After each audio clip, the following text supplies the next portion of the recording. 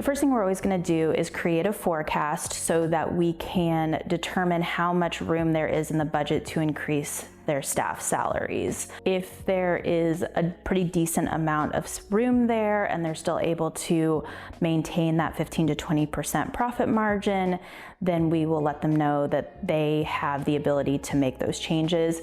If once we do that forecast, we are not able to tell them that they have the room, then we have to determine whether or not we don't increase the staff salaries, or if we do increase the staff salaries, we then need to increase the customer pricing. We use a lot of tools at Honest Buck. My personal favorite is Excel, and we have some AI-driven models as well. And combining all of those tools will help you make the most strategic decisions around when is the right time to make important financial decisions like staffing raises or increasing tuition. And we also analyze your local market, your competition, and what you've done historically. So that process is going to include doing some financial forecasting. So, here's kind of where you are now, and here's what that financial outlook looks like with a salary increase. Can we do that? Can we not? What's the timing on it? What are some of the other things that might need to change? Is there a little bit of a give and take? So can we reduce this expense to increase this other expense? Can we do sort of a tuition increase to offset some of that? So it's really going to be about financing, forecasting, and figuring out if they can pull it off. We have a lot of clients who want to give out raises because childcare is such a generous industry. When we have those discussions, we start with looking at what the next year's financials will be like. We call them projections or forecasts. It's just a casual discussion to talk through what you expect in the year to come. Are you expecting any changes in your subsidy programs? Are you expecting to need to add staff? Are you expecting to have more or less students? We use that information to put together a projection of what your financials will look like in the year to come so that we can then look at what money is available for giving raises.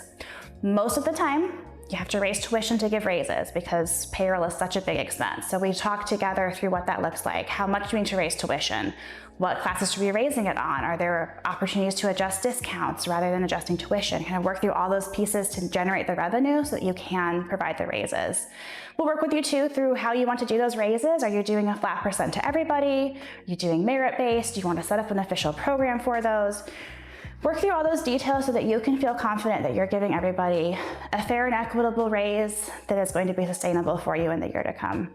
If you want to increase staff salaries and you're not sure you can afford it, we're going to do a budget. And I budget from a very conservative perspective in that I'm going to budget a little bit high on your expenses, a little bit low on your revenue, because I find that it's very easy to find extra ways to spend money, and it can be very difficult to find extra money to spend. So I'm conservative in the budget.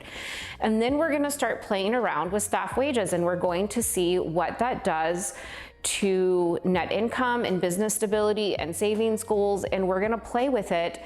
We're going to play with that percentage increase to see, well, how much can we afford, and what's the trade-off with profitability and business stability and all that. And we're going to have a conversation about where you want to be.